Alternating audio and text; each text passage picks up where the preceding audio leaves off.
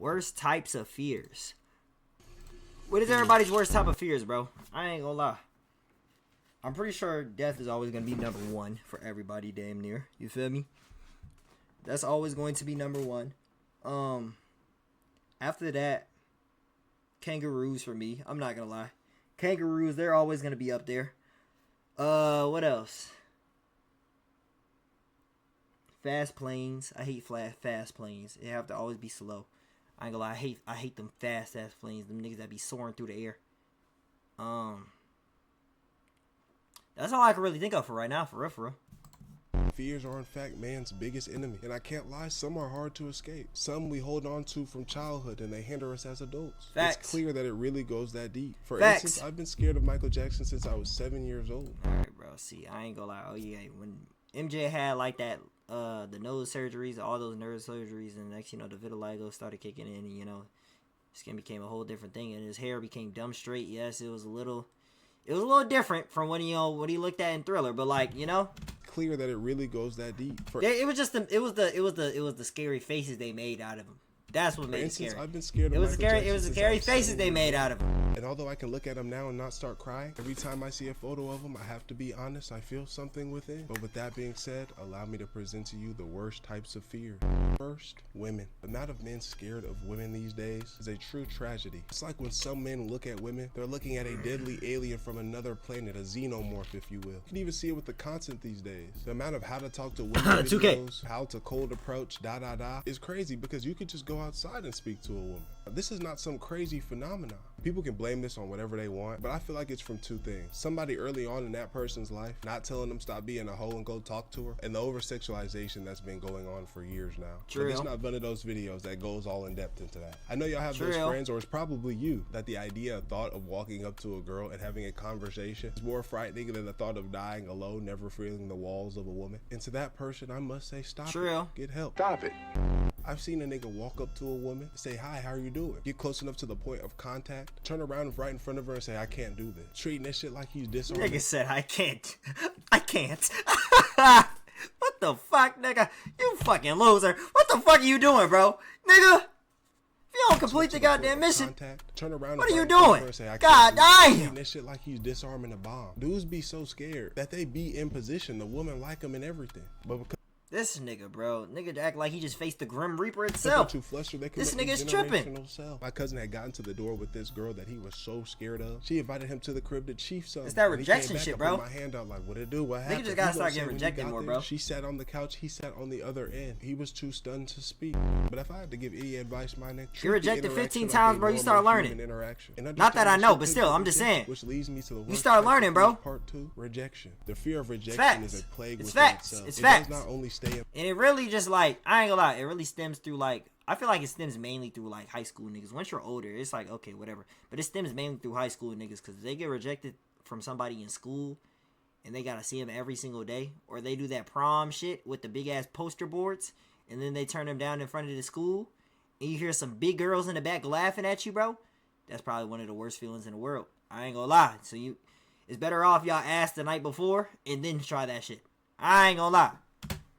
It's better off that way. In the realm of women, but also in the realm of many other things. Getting rejected doesn't feel good, but at the same time, it doesn't matter. The way some of us fear rejection, you would have thought every time it happened, somebody interrupted the conversation with a microphone and let everybody know, hey, this nigga right here just got rejected. It's truly part of the game. Prom shit. I will shits? debunk though. You know when people be saying the worst she could say is no? That's just not true. There are much worse outcomes. Ew, facts. Get away from me. That one right there is sick, but it is a possibility. The truth of the matter, you can't control every situation. Laughing dead in your face. Everybody will react. You can only move forward. But life is full of rejection. You could be applying to that school you want to get to, trying to make the team you've been working so hard to get on. Rejection is always a possibility. How you respond to that rejection is what matters. Rejection can either mean that it's not for you and there's a better thing afoot, or you're just not good enough. Everything 90% is what is it? What is the phrase again? The phrase is fucking. What is the phrase? The phrase. Niggas know the phrase. The phrase is. What's the phrase, nigga? What's the fucking phrase? The phrase is fucking phrased. The phrase is the phrase, nigga. The phrase is the phrase. Ah! My fucking gosh, bro. What's the phrase? The phrase is 90%. No, it's 10% something and 90% the way you react to it or something like that. 10% action or something. 10% something in the way you react. 90% in the way you react to it. People were rejecting my content at first. I got a DM the other day from a nigga. Said, yo, bro, I see you going up. Not gonna lie, when you first started, I was like, he ain't got it. This guy's ass. But now look at you. Congrats on 100,000 subs. Third, embarrassment. It be like that, this though. is one that I struggle with, and I'm not gonna lie. I'm not. It be like that. Shit. I don't mind living with the fear of embarrassment for the rest of my life. I feel like some niggas should to an extent. Some people are willing to do whatever the fuck. Look at some of the videos niggas do. Look at some of the. Bro, yes, bro. Get Mr. Piss Hair out of my fucking screen, bro. Please, please, I beg you. But I'm the Easter Bunny nigga, and whenever he did that shit, bro. I just want to know what that nigga car smell like, bro, at this point. Like, what does that shit smell like, bro? I ain't gonna lie. And I be trying to think to myself, what does he do or what does he order, my nigga, to just drench himself in that shit, to look like that, to genuinely look like that. Like, some people are willing to do whatever the fuck. Look at some of the videos niggas do. Like, bro, what do you have to do to even do that? Like, what type of chocolate residue do you have to get to do that to yourself? Look at some of the content people make. But I do admire those people that do not care. It's a skill that you definitely can obtain, but some people are just born with a I don't give a fuck mindset. Call it caring what people think too much, whatever you want. Hey, it is what it is. But if you think like me, understand that there's a lot of things that you could be missing out on. I'm just willing to miss out on. Wait, just one second. I feel like there's extents. That's the right word, right? There is limits. I'll just say that. Yeah, that sounds better. There's limits to not caring about what people think type of thing, bro. I feel like, I ain't gonna lie, bro. There's genuinely limits. Yeah, obviously don't care about what people think for real, bro. But don't be going out just doing the utmost outlandish shit in the fucking world in front of niggas either. I ain't gonna lie. Have some respect for yourself, please. I'm gonna take this time to have some respect for yourself, bro. Channel. I have 2 Astral Dior Plus and more Astral Dior. Not gonna lie, pull up to more Astral Dior at the moment. YouTube just gave me my second strike on my other. Oh, yeah, but GG's. If you want to see more of me, go ahead, hit those links in the description, bro. We be having a fun time, and I'm super consistent. I'll be posting 3 videos a day. That being said, let's get back to the video. ADD, let's do it. And the fear of embarrassment is a cancer. It created my fear of vomiting. When I was young in middle school, I remember pulling up feeling very nauseous. That morning we had some big thing where every single student had to go to the gym. I'm talking about from 6th to 8th grade, everybody. I'm sitting down, get that nauseous feeling again. I get up from my spot, ask some adult if I could go to the bathroom. Leading to the bathroom in the main hallway that everybody walks through to get to the gym, there's a water fountain. So in my stomach, I'm like, I'm gonna give me a little bit of water. As soon as I take a sip of the water, I throw up all in the water fountain. Yeah, I ain't gonna lie. I got a mini story for that too, bruh. For embarrassment. I ain't gonna lie. Boom, 2nd grade, you feel me? And I could really tell another 1st grade one, but I already told these before. 2nd grade, you feel me? I ain't gonna lie. It's crab, bro.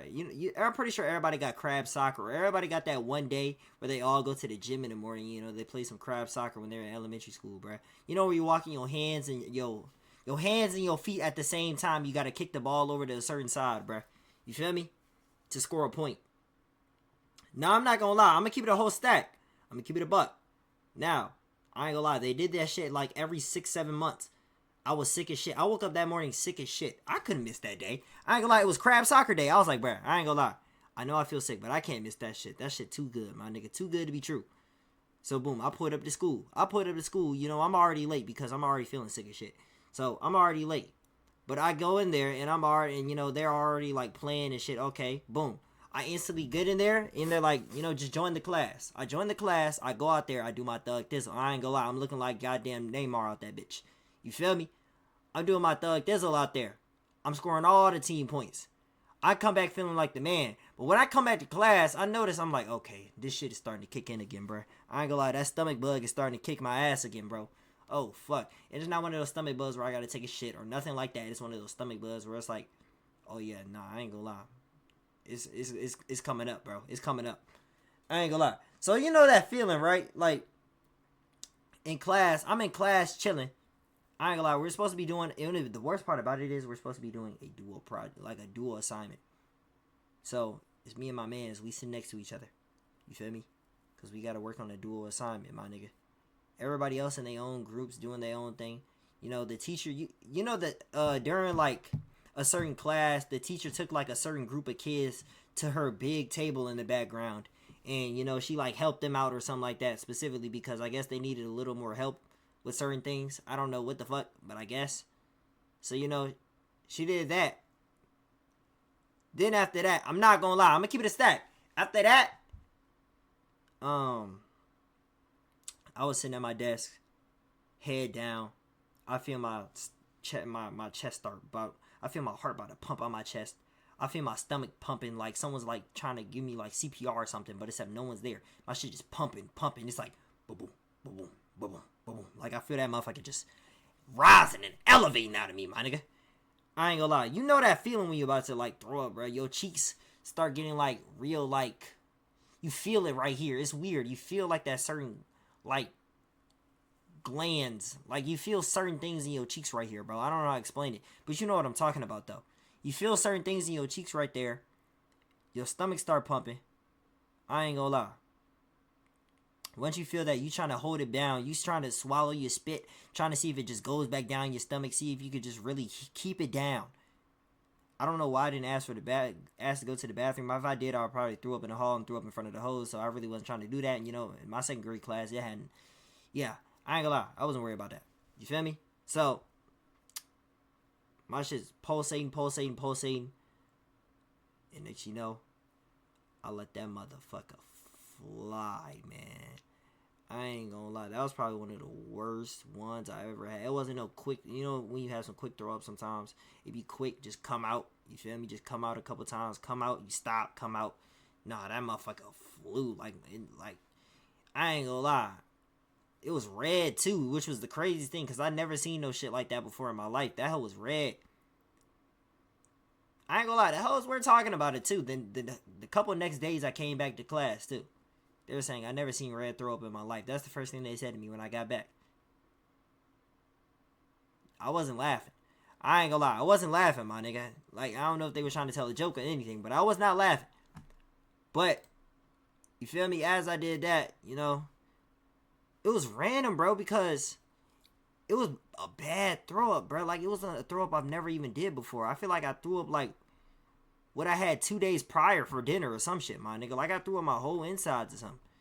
I don't know what the fuck I could have did for my shit to look like that. It spread it all over the table, the other table, the floor a little bit. That shit was probably the worst shit I ever did in my life. And I'm like, God damn. God damn, bro. Why me? During crab soccer day. Like, come on, bro. Why me, dog? Everybody, during crab soccer day, you had to embarrass me now, my nigga. Now. I just look like prime Neymar out that bitch, bro. And that was just one of the embarrassing stories, bro. You know, I got the other one where I peed, my nigga. I peed on myself and I tried blaming another nigga, but except it made a whole puddle on the gym floor, and I thought I was going to be able to blame it on somebody else, but I forgot. They saw right through my goddamn pants and they saw a big-ass wet spot. It's a long story, bro. I ain't gonna lie. Oh! Just letting go, letting loose. I hurried up, go to the bathroom, get myself together. Whatever was going on in the gym was over. Everybody was being dismissed down that same hallway. I'm hearing all outside the door. Ew, somebody threw up in the water fountain. Ew, ew, ew. I don't show my stuff, I stay quiet. Later in the school day goes on, I'm thinking I'm feeling all right. That nausea comes back. Ask my teacher if I can go to the bathroom, get up. Don't even make it. This time I just vomit all in the hallway. People putting 2 and 2 together and shit. I'm mid-vomit kid talking about, were you the one that threw up in the water fountain? The embarrassment that I felt was so unreal. Until this day, I do not vomit. No matter how bad I feel, it's going out the other end. It's not happening. And that's how embarrassment can keep you from doing a lot of the things you want to do. For a long time, I was embarrassed to show my face on the internet. If I held on to that, y'all wouldn't be watching this. So although I understand if you're scared to embarrass yourself, before you don't do whatever that is, ask yourself, is it hindering you from becoming more? And if it's not, you can go ahead and keep that embarrassment. I ain't gonna lie. Fourth, failing. This is a real bad one because you're gonna fail the rest of your life. Unless you don't change or do anything else from what you're doing at this moment, buckle up because that failure coming for that ass. I never had an issue with this because I've been failing shit all my life. I'm not too upset when I fail because all I was doing is showing. Hey, bruh. That failing will really teach you some shit, bruh. That'll really teach you to really go harder, my nigga. Hey, nigga, I failed the econ test, 3 times in 11th grade. Had to take that bitch in 12th to graduate. That shit taught a nigga something, bro. I did it, though. I ain't gonna lie. I did it, bruh. But that failing will really teach you something, bro. You know? Even like, say for example, you put your hard work and effort into a project, your hard work and effort into something, just for it to not have that good outcome that you really wanted it to have for real. You know what I'm trying to say? Just for it to not have that great good outcome that you really wanted it to have. Failing, that shit is a motherfucker. I'm not gonna lie. That motherfucker is a motherfucker. It's facts, bro. That shit will really, like, teach you. I ain't gonna lie. Everybody gotta fail, for real. Everybody gotta fail. That's gonna really, like, test you whether you want to keep going in that field or you want to keep trying or you just want to give up right the fuck there and never know how much potential you could have possibly reached by just keep going, bro. I ain't gonna lie, everybody gotta fail. No one's gonna instantly get that shit the first time. Gotta take your time with it, bro. At first it may not work. Shout out that nigga Tech. I'm telling you what I need to do better. Video flops, I either need to do better at it or understand it's not for me or try something else. Try it a different way. Y'all exactly, bro. Video flops. Hey, keep doing it, bro. Keep doing something. Try some more shit. Try some other shit. See what sticks for you. See what lands for you. You know what I'm trying to say? And I'm still even trying to figure out what lands for me, my nigga. But as I'm on this journey, I wouldn't say I'm necessarily failing, for real. I'm just, you know, throwing shit at the wall. A lot of people might call it failing, you know, because they don't see crazy numbers. But, you know, just do what you got to do, bro. That's all I say. Do what you got to do.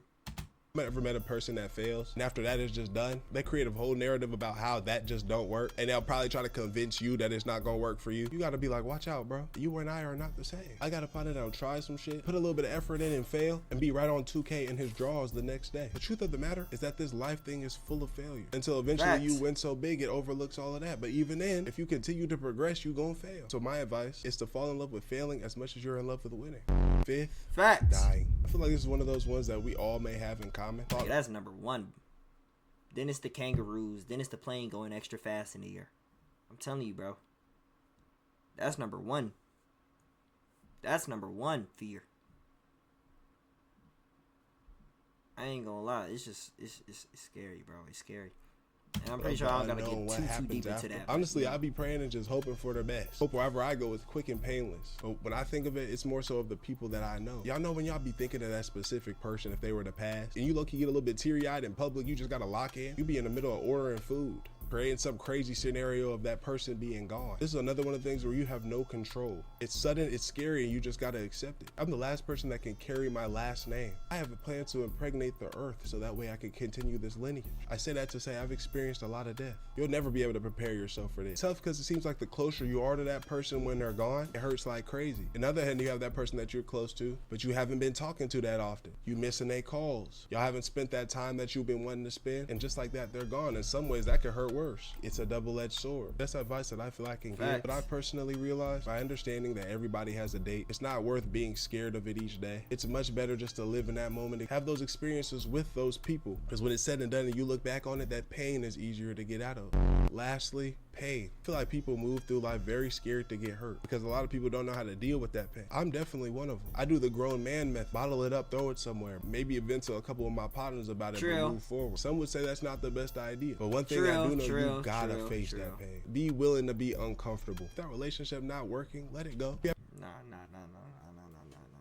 gotta face pain, bro. I ain't gonna lie. It builds your character, bro. It morphs you into a more mature person. It gives you a better outlook on things. It gives you a better mindset, look on things, bro. You feel me? That's what it gives you, for real. You ever have that hard conversation because you know it's going to be painful and you're trying to avoid the pain that's going to come with it? You're going to be a lot more sick when it either blows up in your face or it never gets resolved. I know that it's scary. And I'm going to be honest, bro. When you're on the receiving end of that pain, talk to whoever you want to talk to. But understand that life keep going. The world not going to stop. You're going to have to pick yourself up by the bootstraps to keep pushing. In the video of one of my reaction channels blowing up, I'll make sure y'all go check those out. Astro Dior Plus and more Astro Dior. I got a strike that didn't let me post for 2 weeks, kind of slowing my momentum down. That hurt a lot. I was venting to my mother about it. You know what she told me? Have your time to be mad, but figure that shit out. Do what you got to do to get it back going and turn up. And I advise that you do the same. That being said, man, another video in the books. Though. This year I really plan on pushing and going stupid, the hardest that I've ever gone. Appreciate it. If y'all like this video, sub up. Let me know how y'all feel in the comments about some of the things that I was saying. Binge the rest of the videos on the channel and we gone. Good video, my boy. Good video, my boy. Good video, my boy.